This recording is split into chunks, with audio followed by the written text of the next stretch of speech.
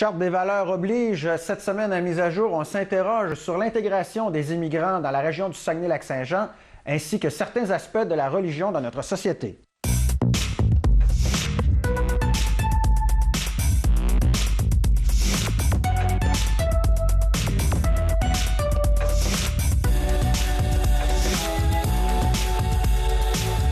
Notre premier invité est directeur général de la Corporation d'intégration du Saguenay, M. Serrera. M. Srin, bienvenue à Mise à jour. Bonjour. M. Srin, avant de parler de la corporation dont vous êtes le directeur général, j'aurais le goût de vous demander, vous êtes de quelle nationalité d'abord? Je suis d'origine cambodgienne. Cambodgienne. Vous êtes ici depuis quand?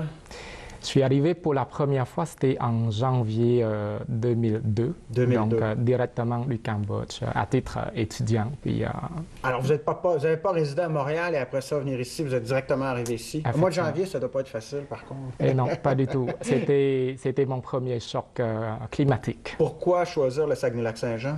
J'ai gagné une bourse du gouvernement, donc de l'ACDI, et justement, ça a été pour une maîtrise en linguistique et ça a été pour l'Université du Québec à Chicoutimi. Est-ce qu'il y a beaucoup de Cambodgiens dans la région? On n'est pas beaucoup, quelques. Ah oui? Oui. Bon. Corporation d'intégration du Saguenay, qu'est-ce que c'est? C'est un organisme à but non lucratif, par et pour personnes immigrantes, fondé en mai 2003, justement par les personnes immigrantes. Et la mission initiale était socio-culturelle. Au fur et à mesure, rendu à maintenant 2013, notre mission, c'est l'intégration socio-économique et socio-culturelle, ainsi que le rapprochement interculturel entre les communautés et surtout au sein du développement régional. Donc, c'est vraiment de faire en sorte que l'immigration soit un tremplin économique et démographique pour répondre aux besoins de notre région. Et quand vous dites par et pour, c'est parce que, contrairement, on connaît un organisme bien porte ouverte sur le lac où c'est l'organisation, c'est pas tenu par... c'est plutôt les gens de la région qui accueillent l'immigration. Là, dans le cas de votre organisation, c'est les gens issus de l'immigration qui tiennent les rênes de l'organisation? Initialement, ça a été fondé par un groupe de personnes immigrantes, plutôt réfugiées, en 2003. Et donc, ça a été vraiment un bébé d'un projet immigrant. Et avec le temps, donc, c'est devenu un organisme. Mais vous avez raison aussi, c'est que nous, on vise à impliquer beaucoup des personnes immigrantes pour accueillir le prochain. Donc, ça fait qu'on est majoritairement des personnes immigrantes qui travaillent au sein de l'organisation. Par contre, il y a des personnes québécoises.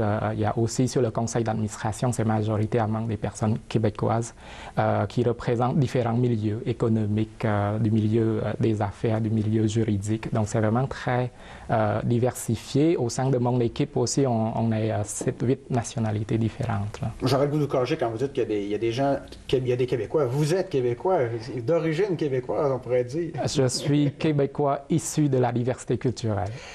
Vous avez dit quelque chose d'intéressant. Il y a des immigrants d'origine, des réfugiés.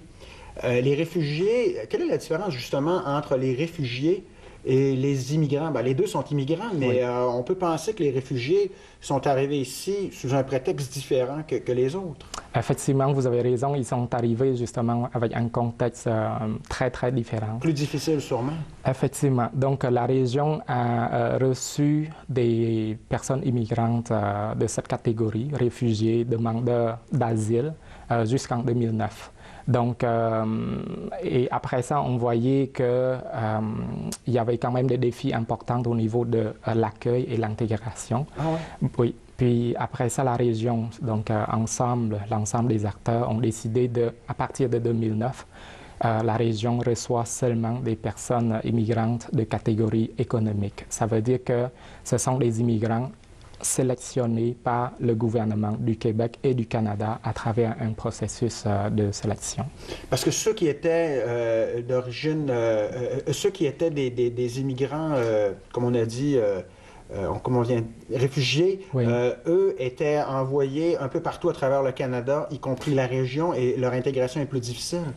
Oui, l'intégration était, ça a demandé beaucoup d'énergie parce que justement les enjeux n'étaient pas les mêmes aussi. Par exemple, ils ont plus de difficultés linguistiques, alors que les personnes de catégorie économique, alors ils se débrouillent super bien au niveau linguistique parce que c'est choisi par le gouvernement. Par le gouvernement. Oui, donc il y a tout un processus au niveau de diplomation, donc au niveau scolarité, au niveau des langues. Et là, on voit maintenant tout récemment avec le gouvernement québécois, le nouveau gouvernement a insisté encore, donc à Sur la augmenter. connaissance du français. Voilà. Donc déjà, le fait de parler bien français, le fait d'avoir un certain degré de scolarité, disons, assez élevé, donc ça facilite l'intégration à la société d'accueil ainsi que l'intégration à l'emploi. Donc, dans d'autres catégories, personnes réfugiées, alors avant de pouvoir s'intégrer dans le marché de l'emploi, ben, ça prend beaucoup de processus, donc la francisation, même jusqu'à des interventions psychologiques, parce qu'il y en a qui ont quitté la guerre, puis donc c'est quand même très particulier. Tout qu'un choc. Effectivement. Quand on arrive dans la région du Saguenay-Lac-Saint-Jean, comment est l'accueil? Très positif. Ouais. Moi-même, quand je suis arrivé, j'étais aussi impressionné par l'accueil et après quelques années, tombé en amour. J'ai eu quand même l'occasion de retourner dans mon pays, au Cambodge, après avoir fini ma bourse du gouvernement, fin 2004. Et après 3 semaines, je me suis sérieusement questionné. Ah, oui, pour le reste de ma vie, où est-ce que j'irai? Et je pense que ça a été le cas pour plusieurs personnes immigrantes. Donc, avant de quitter leur pays et avant de faire un choix pour Saguenay, ils se sont posé des questions vraiment sérieuses. Donc, c'est eux, ces personnes immigrantes-là, qui ont choisi notre région. Parce que quand ils sont arrivés au Québec, en général, ils atterrissent à Montréal. Mm-hmm. Et après ça, ils magasinent justement différentes régions. Alors, et après, ils choisissent, oh, moi, ça me tente d'aller à Saguenay-Lac-Saint-Jean. Et Saguenay-Lac-Saint-Jean est attrayant, ou parce que, bon, je pense que la majorité, bien entendu, vont choisir la métropole, peut-être Québec, mais le Saguenay-Lac-Saint-Jean, est-ce que c'est un choix intéressant? Le choix est assez personnel à chacun. Il y a des personnes immigrantes dans leur pays, par exemple, ils vivent, disons, une petite ville ou un pays qui est plus tranquille. Donc, ça dépend aussi de l'arrière-plan. Ça fait qu'ils peuvent choisir le Saguenay pour la tranquillité d'esprit, alors, pour la sécurité aussi, parce que Saguenay est bien classé à l'échelle nationale comme une ville sécuritaire. Aussi pour l'environnement, il y a des immigrants, surtout les Français. Eux autres, ils aiment beaucoup la nature, donc ils choisissent Saguenay-Lac-Saint-Jean pour les montagnes, pour la nature. Et moi, je viens plutôt de Phnom Penh, donc qui est capitale du Cambodge, puis c'est quand même assez peuplé. Donc moi, je vise vraiment la qualité de vie, la sécurité, la santé, l'éducation, la chaleur humaine aussi. Ça fait que j'ai choisi Saguenay. Les différentes communautés, à quoi ça... Est-ce qu'il y a des communautés majoritaires qui viennent s'installer au Saguenay-Lac-Saint-Jean? Vous dites tout à l'heure, il n'y a pas beaucoup de Cambodgiens. Est-ce qu'il y en a que c'est flagrant, comme il y en a plus?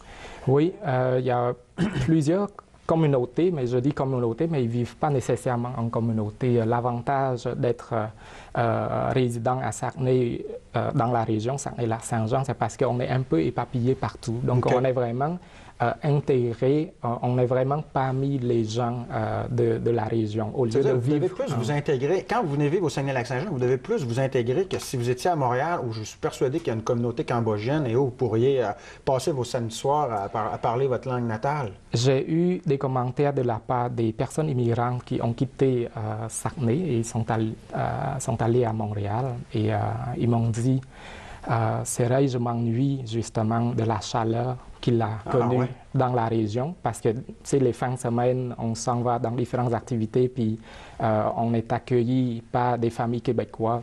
Donc, très intéressant. Oui, pour les repas, le temps de Noël, ça fait que là, c'est quelques amis qui sont arrivés à Montréal. ils se sentent seuls. Ils vivent un peu dans l'isolement, mais dans cette multitude de personnes, ils se sentent un peu seuls. Charte des valeurs oblige, on parle beaucoup de religion, c'est ainsi. Est-ce que la pratique de la religion se fait convenablement chez la communauté immigrante au Saguenay-Lac-Saint-Jean? Je ne vois pas de problématique jusqu'à maintenant au niveau de droit, au niveau de pratique. Donc, il y a un respect assez réciproque. Même si tout récemment, là, il y a eu ce geste isolé, mais ça reste isolé, c'est très spécial. Mais depuis que je sois ici, ça fait 11 ans, je n'ai jamais entendu, par exemple, des conflits de nature religieuse. Mais est-ce que vous avez entendu des gens qui sont un peu inquiets avec ce que l'on entend? Si jamais les propositions actuelles se traduisaient en projet de loi, est-ce qu'il y a des gens pour qui ça inquiète particulièrement? Je dirais que pour le cas de Saguenay,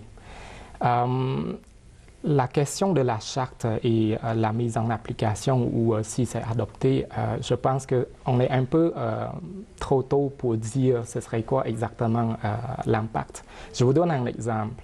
La charte concerne plutôt des personnes qui travaillent dans les fonctions publiques, donc des personnes immigrantes, et plus précisément le port de voile. Si on regarde dans la région, à ma connaissance, il n'y a pas quelqu'un qui porte le voile puis qui travaille dans la fonction publique. On n'est pas encore rendu là. Donc, on est moins concerné, on est moins touché par la problématique ou les enjeux de la charte actuelle. En terminant, je m'en voudrais de passer sous silence le gala Bleuet Émérite qui sera qui est le 4 octobre prochain. En 30 secondes, pouvez-vous nous résumer un peu c'est quoi? Oui, le gala Bleuet émergent va avoir lieu le 4 octobre à 19h30 à l'hôtel La Saguenayenne. Donc, c'est vraiment une soirée de remise de prix aux lauréats, donc immigrants, mais aussi québécois qui participent au développement de la région. Donc, c'est vraiment une toute première édition. Monsieur Srin, merci d'être passé à Mise à jour. Merci du travail que vous faites d'aider à l'intégration des gens d'ailleurs. Notre équipe de MaTV est allée sur le terrain d'ailleurs pour aller voir comment Monsieur Amou Abbas, un ingénieur à l'entreprise Proco d'Alma, s'intègre dans la communauté et dans son travail.